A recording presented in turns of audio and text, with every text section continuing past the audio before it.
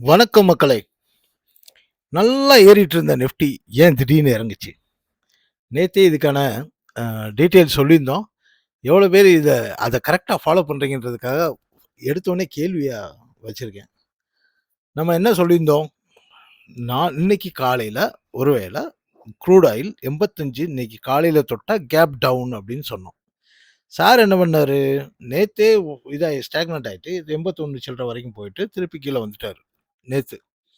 79 அப்படி இப்படின்னு வரும். மெதுவா இறங்க ஆரம்பிச்சோனே, நம்ம ஆட்கள் என்ன பண்ணிட்டாங்க, ஃபண்ட் மேனேஜர்ஸு, ஆஹா விட்டத புடிச்சிடணும்டா அப்படின்னு சொல்லிட்டு வேகமா போய் பை பண்ண ஆரம்பிச்சுட்டாங்க. அவர் என்ன பண்ணிட்டாரு, திருப்பி 81ல போய் நின்னுட்டாரு. 80, 81ன்னு போயிட்டாரு.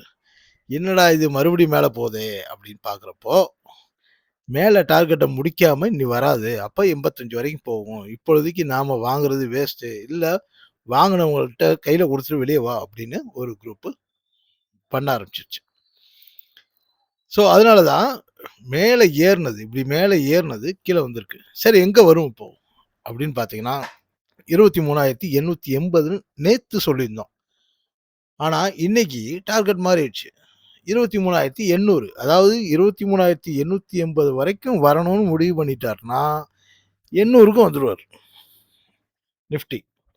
மற்றபடி மேல அதே அந்த டார்கெட் 24,400 இன்னும் மிச்சம் இருக்கு. 24,780ம் மிச்சம் இருக்கு. அப்புறம் ஃபர்தரா அப்புறம் விட்டுருங்க.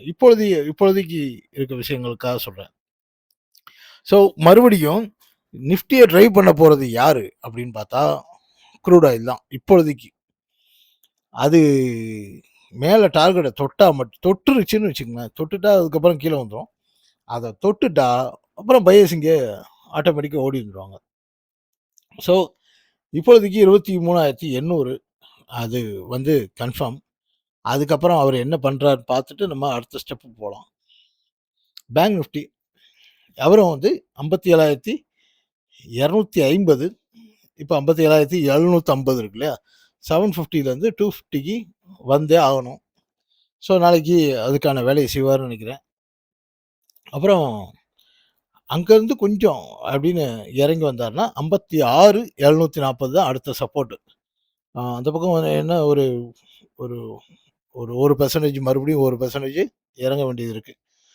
ஸோ இவங்க 2 பேர் தான் இப்பொழுதைக்கு மெயினு. ஆனா, அதுக்கப்புறம் இன்னொருத்தர் இருக்காரு. அவரையும் பார்ப்போம். ஸோ பேங்க் நிஃப்டி கீழ வரும்ன்றதுனால, பேங்க் ஆஃப் பரோடாவ நம்ம ஸ்னைப்பர் ஷாட் நம்ம ரோபோ ஸ்னைப்பர் ஷாட் வந்து இத விக்க சொல்லியிருக்காரு. 47க்கு 247 248ன்னு க்ளோஸ் ஆயிருக்கு. 247க்கு கீழ வர்றப்போ செல் பண்ணணும். டார்கெட் 244. ஸ்டாப் லாஸ் வந்து 248.5. ம். இந்த இதுல வந்து நண்பர் ஒருத்தர் கேட்டிருந்தாரு. அது ட்ரிக்கர் ஆகி நேரா போய் டார்கெட் அச்சீவ் பண்ணிருது. அப்புறம் நம்ம என்ன பண்ண முடியும்ன்றாரு. அத ஒண்ணும் பண்ண முடியாது நம்ம. ஸோ அது கேப் அப்போ, கேப் டவுனோ நடந்து டார்கெட் அச்சீவ் பண்ணிட்டா, மார்க்கெட் சென்டிமென்ட் அப்படி இருக்கப்ப நம்ம ஒண்ணும் பண்ண முடியாது. ஸோ அத நம்ம ஸ்கிப் பண்ணிறணும். இன்னும் சொல்லப்போனா, இந்த டார்கெட்ல 50%க்கு மேல மூவ் ஆயிட்டாலே, நம்ம அத ட்ரேட் பண்ணாம இருக்கிறது நல்லது. ஃபார் எக்ஸாம்பிள் இப்ப இதே எடுத்துக்கிறோமே. இப்ப 247க்கு கீழ வந்தா ஒரு 3 பாயிண்ட் நமக்கு கிடைக்குது. அது ஓப்பனே கேப் டவுனா ஓப்பன் ஆயி 245.5ன்னு ஓப்பன் ஆயிடுச்சுன்னு வச்சுக்கங்க. அது ஒரு பாயிண்ட்டுக்காக அது ஏன் போய் தொங்கிட்டு இருக்கணும்? தேவையில்ல. அதே மாதிரி 246ன்னே வந்தா கூட, கொஞ்சம் வெயிட் பண்ணி பாருங்க. மறுபடியும் 247 கிட்ட வருதான்னு. வந்துச்சுன்னா, அங்க ஷார்ட் போகுங்க. ஏன்னா, உங்களுக்கு ஸ்டாப் லாஸ்க்கு வசதியா இருக்கும். ரிஸ்க் கம்மியா இருக்கும். வரலையா, தூக்கி போட்டு அடுத்த ஸ்கிரிப்டுக்காக போயிட்டே இருக்கலாம். நான் வழக்கமா வந்து என்னோட கிளாஸ்க்கு வரவங்களுக்கும் நான் சொல்லுவேன். ஒரே ஸ்கிரிப்ட தொங்கிட்டு இருக்கணும்னு அவசியமே இல்ல. கிட்டத்தட்ட 4000 ஸ்டாக்ஸ் இருக்கு. அவ்வளவு வேண்டாம். நமக்கு ஸ்டாண்டர்டான ஸ்டாக்ஸ்ன்னு சொல்லிட்டு ஒரு ஒரு 300, 400 ஸ்டாக்ஸ் இருக்கு. அவ்வளோ இருக்கிறப்ப நம்ம ஏன் ஒரே ஸ்டாக்க வந்து திரும்ப திரும்ப பண்ணணும்? ஓகே. எனக்கு தெரிஞ்சு சிலர் இருக்காங்க. எப்படின்னா ஒரே ஸ்டாக் தான் அவங்க. அது மேல போதோ, கீழ வருதோ. மேல போனா கீழ வந்தா பை பண்ணிட்டு மேல போய் செல் பண்ணுவாங்க. செல் பண்ணிட்டு பை பண்ணுவாங்க. அதிலேயே அவங்க டிராவல் பண்ணுவாங்க. அது எப்படின்னா, அந்த ஸ்கிரிப்டோட பல்ஸ வந்து கம்ப்ளீட்டா அத மட்டுமே புடிச்சுக்கிட்டு அவங்க வந்து சிலர் மோஸ்ட்லி அது பார்த்தீங்கன்னா, அந்த இன்ட்ராடே, ஸ்விங் ட்ரேடர்ஸ் அப்படி அவங்க தான் அத பண்ணுவாங்க. அது ஒரு வகையான டாக்டிக்ஸு. அது எல்லாருக்கும் வராது. ஆனா ஜென்ரலா சொல்றேன். எவன் அப் ட்ரெண்ட்ல இருக்கானோ அதுக்கு 300, 400 ஸ்டாக்ஸ் இருக்கு. அதுல தேடி போய் நம்ம பை பண்ணிக்கலாம். யாரு டவுன் ட்ரெண்ட் போறானோ அவன தேடி போய் நம்ம பண்ணிக்கலாம். ஒருத்தன் இல்லாட்டி ஒருத்தன போய் புடிச்சுட்டு போயிடலாம். ஸோ இந்த கேப் அப், கேப் டவுன் ஆனோனே நம்ம இத புடிக்க முடியலையேன்னு வருத்தப்பட தேவையில்ல. ஓகே. அதே மாதிரி ட்ரெய்லிங் ஸ்டாப் லாஸ் ஃபாலோ பண்ணுங்க. நெக்ஸ்ட் போயிடலாம். ஆ எனக்கு நாளைக்கு மார்க்கெட்டும் நாளைக்கும் ஃபர்தரா வந்து மார்க்கெட் அடிச்சா ஓரளவுக்கு பேலன்ஸ் பண்ணணும்ல. நம்ம நல்ல தமிழ்ல சொல்லணும்னா, முட்டு குடுக்கணும்ல. ஆ நல்ல தமிழுங்க அது. நெறைய பேர் அது முட்டு குடுக்குறத கெட்ட வார்த்தை மாரி ஆக்கிட்டோம். ஏதோ கேலி பொருளா ஆக்கிட்டோம். முட்டு குடுக்குறதுன்றது தாங்கி பிடித்தல்னு அர்த்தம். ஸோ அதுக்கு வந்து நம்ம இப்பொழுதைக்கு நம்ம ஐடி அண்ணாச்சி தான் இருக்காரு. ஏன்னா ஃபர்தரா அடுத்த 2, 3 ரிசல்ட் வர வர இருக்கிறதுனால, இவரு நம்மள கொஞ்சம் காப்பாத்துவாரு.